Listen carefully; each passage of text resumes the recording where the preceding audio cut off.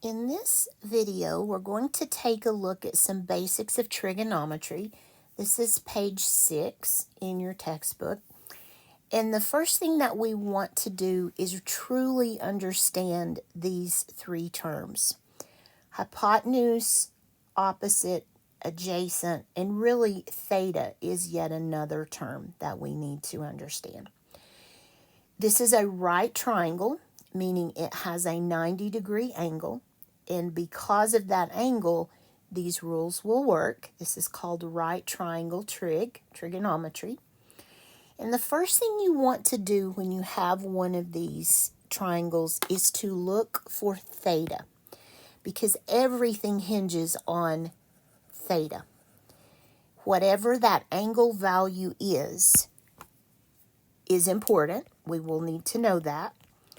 But all of the parts of this triangle are relative to theta. For example, if I find theta and I look across from it, I have my opposite side. So this is your opposite side for this particular triangle. It's all relative to theta. Opposite theta is this side. Notice that it's hooked to the right angle. Adjacent to theta, or adjoining theta is this side right here. It actually hooks into theta. Theta is the angle right here. So this adjoining side, the adjacent side, is part of that angle. It's one of the rays that make that angle, or one of the vectors. Hypotenuse never changes. When you did Pythagorean theorem, you learned that hypotenuse is the one across from the right angle. So if you find the right angle and you look over here, you will see hypotenuse. And that is going to be your hypotenuse. It was that way for Pythagorean theorem. It's that way for right triangle trig. Nothing has changed there. You just have to know about adjacent to theta or adjoining theta and opposite of theta. So these three elements plus theta will help you to do trigonometry. Once you truly understand this picture, then we can talk about the trigonometric ratios. And remember, a ratio is a comparison of two quantities. So to find the sine of an angle, you will put opposite. Here's opposite. Actually, let me not do that, because then my colors don't match. Opposite for me here is blue. So let me just color that blue. Over hypotenuse, which is for me yellow. So if you want the sine of theta, you put the opposite side over the hypotenuse and simplify. If you want the cosine of theta, you will put the adjacent side, which is the pink side, over the hypotenuse. If you want the tangent of theta, you will put the opposite side over the adjacent side. If you want cosecant of theta, you will have hypotenuse over opposite. If you want secant, you will have hypotenuse over adjacent. And if you want cotangent, you will have adjacent over opposite. Now, don't panic on me. This seems very complicated, and it is complicated, but it's all about these sides of this right triangle and which two of those sides you need to choose to make your ratio. Now, I have given you the inverses over here. I didn't go into that in detail. Cosecant is really the only inverse that you're going to need to know. But let me just, for your knowledge, tell you this information. Let's come down here. Oh, I did. It's already here. No, I didn't. we'll come back to SOHCAHTOA, but for right now, let's put it right here. Sine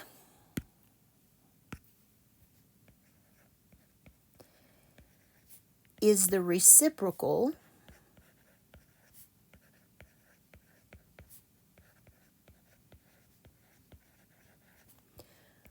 of cosecant. So let's just take a look at this. We know that sine is opposite over hypotenuse. So the reciprocal of that would be hypotenuse over opposite. You just flip it over to get cosecant. So this is cosecant, and this is sine. Cosine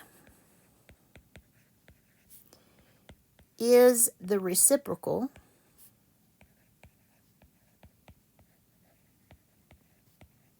of secant. So if secant is defined, let's do cosine. If cosine is defined as A over H, secant would be the reciprocal of that, which is H over A. You just flip it over to get secant. Now remember, when you multiply reciprocals, the answer is always 1. So if I were to multiply, whoops, sorry, I didn't mean to. If I were to multiply those, I would end up with A over H and H over A, and that's the same as 1.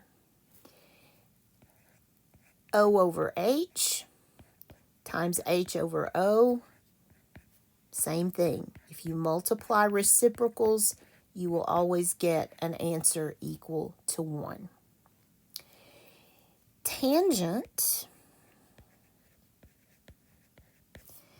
is the reciprocal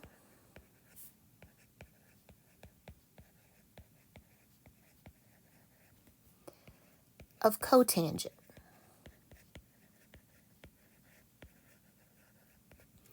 So tangent is O over A, very common ratio.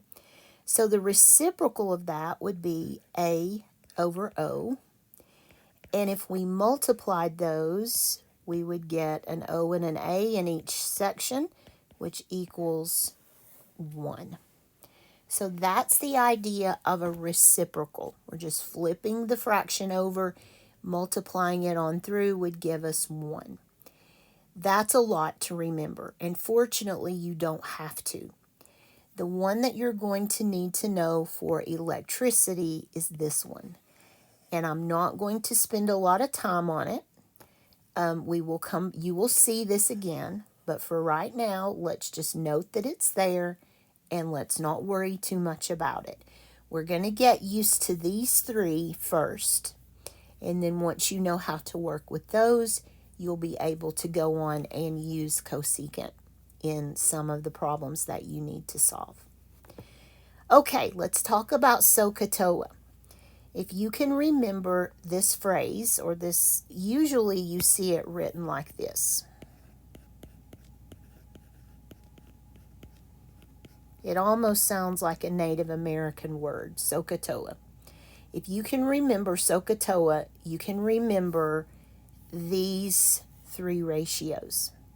And let me show you how it works. Sine, let me do it this way.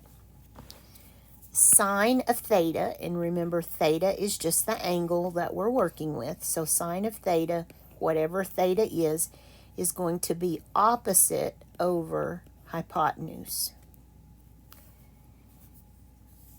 Cosine of theta is adjacent over hypotenuse. And tangent of theta is opposite over adjacent. And that's basically what this table is telling me. It is what the table is telling me. So how does SOHCAHTOA help me? If I can remember that little phrase, let me get a different color so we're not. Okay, I have S-O-H. There's S-O-H. And then I have C-A-H. Ka. And then tangent is going to be T-O-A or TOA. So if I can remember SOHCAHTOA, I can remember sine, cosine, and tangent and the orders of their ratios. We're going to practice this a lot. So if you're confused right now, don't panic. It will get easier as you learn to use it. And if you know sine, cosine, and tangent, you can find the reciprocals of those by just flipping the fraction over. So that will also come in handy down the line. But for right now, two things on this page that I want you to remember. First of all, you must understand this. You must know which side is opposite, which is adjacent, and which is hypotenuse. Let me draw in for adjacent. Theta actually touches adjacent at this point right there. Theta is adjoined to adjacent and hypotenuse. So you need to understand that triangle, and then you need to remember SOHCAHTOA. And if you can do those two things, you can do this. If you're confused about either of those two things, talk to your instructor before you follow up the next video.